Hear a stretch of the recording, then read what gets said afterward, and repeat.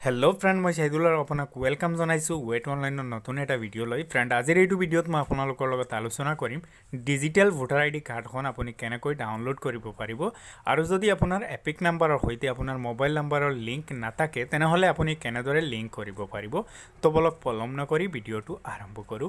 ভিডিঅ'টো আৰম্ভ কৰাৰ আগতে আপুনি যদি এতিয়াও আমাৰ চেনেলটো ছাবস্ক্ৰাইব কৰা নাই তেনেহ'লে চেনেলটো ছাবস্ক্ৰাইব কৰিব আৰু কাষতলৈ অহা টিলিংকাটো এবাৰ বজাই দিব।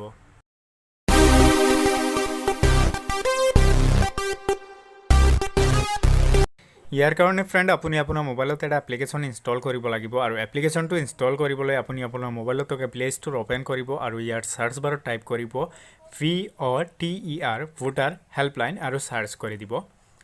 চাৰ্চ কৰি দিয়াৰ পিছত এই যিটো এপ্লিকেশ্যন আপুনি দেখিবলৈ পাই আছে এই এপ্লিকেশ্যনটো আপুনি আপোনাৰ মোবাইলত ইনষ্টল কৰি ল'ব আৰু যদি অলৰেডি ইনষ্টল কৰা আছে তেনেহ'লে আপুনি ইয়াক আপডেট কৰি ল'ব আৰু আপডেট কৰি দিয়াৰ পিছত চিম্পলি আপুনি ইয়াক অ'পেন কৰিব। অ'পেন হৈ যোৱাৰ পিছত আপুনি এক্সপ্ল'ৰত ক্লিক কৰি দিব আৰু ইয়াত ক্লিক কৰি দিয়াৰ পিছত 2 নম্বৰত যিটো অপশ্যন দেখিবলৈ পাই আছে পাৰ্চনেল ভেল্ট, আপুনি ইয়াত ক্লিক কৰি দিব। ইয়াৰ পিছত আপুনি লগ ইন হ'ব লাগিব। ইয়াৰ কাৰণে আপুনি লগ ইনত ক্লিক কৰি দিব আৰু ইয়াৰ পিছত এইটো বক্সত আপোনাৰ মোবাইল নাম্বাৰটো এণ্টাৰ কৰি ল'ব। মোবাইল নাম্বাৰটো এণ্টাৰ কৰি দিয়াৰ পিছত আপুনি চেণ্ড OTPত ক্লিক কৰি দিব আৰু চেণ্ড OTPত ক্লিক কৰি দিয়াৰ পিছত অলপ সময় ৱেইট কৰিব। আপোনাৰ মোবাইলত এটা OTP আহিব আৰু সেই OTPটো আপুনি ইয়াত এণ্টাৰ কৰিব লাগিব। OTPটো এণ্টাৰ কৰি দিয়াৰ পিছত আপুনি লগ ইন নাওত ক্লিক কৰি দিব আৰু লগ ইন নাওত ক্লিক কৰি দিয়াৰ পিছত অলপ সময় ৱেইট কৰিব আৰু এনেদৰে আপোনাৰ সন্মুখত এটা নটিফিকেশ্যন ওলাই আহিব যে আপোনাৰ মোবাইল নাম্বাৰৰ সৈতে আপোনাৰ এপিক নাম্বাৰৰ লিংক কৰা হোৱা নাই।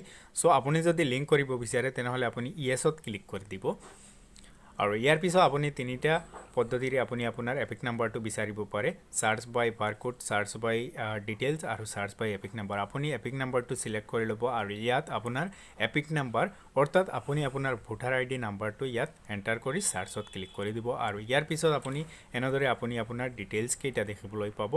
ইয়াত আপোনাৰ সম্পূৰ্ণ ইনফৰমেশ্যন দিয়া থাকিব। ইয়াৰ পিছত এই ইটছ মিত ক্লিক কৰি দিব আৰু এনেদৰে এটা ইণ্টাৰফেচ দেখিবলৈ পাব আৰু ইয়াত আপুনি এটা নতুন পাছৱৰ্ড ক্ৰিয়েট কৰিব লাগিব। চ' আপুনি দুয়োটা বক্সত ছেইম পাছৱৰ্ড এণ্টাৰ কৰি আই একচেপ্টত এটা টিক মাৰ্ক লগাই ছাবমিটত ক্লিক কৰি দিব আৰু ছাবমিটত ক্লিক কৰি দিয়াৰ লগে লগে আপোনাৰ এপিক নাম্বাৰৰ সৈতে আপোনাৰ মোবাইল নাম্বাৰৰ লিংক হৈ যাব আৰু যদি অলৰেডি লিংক কৰা থাকে তেনেহ'লে ইয়াত এপিক নাম্বাৰ অলৰেডি ৰেজিষ্টাৰ বুলি দেখুৱাব।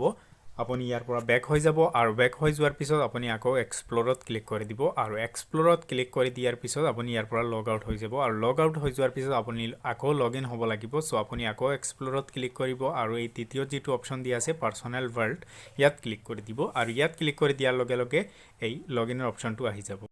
আপুনি লগ ইনত ক্লিক কৰি দিব আৰু ইয়াত আপোনাৰ মোবাইল নম্বৰ আৰু OTP এণ্টাৰ কৰি আপুনি আকৌ লগ ইন নাওত ক্লিক কৰি দিব আৰু লগ ইন নাওত ক্লিক কৰি দিয়াৰ লগে লগে এনেদৰে আপোনাৰ ডিজিটেল ভোটাৰ আই ডি কাৰ্ডখন শ্ব' হৈ যাব আৰু এই কাৰ্ডখন আপুনি ইয়াৰ পৰা ডাউনলোড কৰি ফটো প্ৰিণ্ট কৰি আপোনাৰ ওচৰত ৰাখিব পাৰে।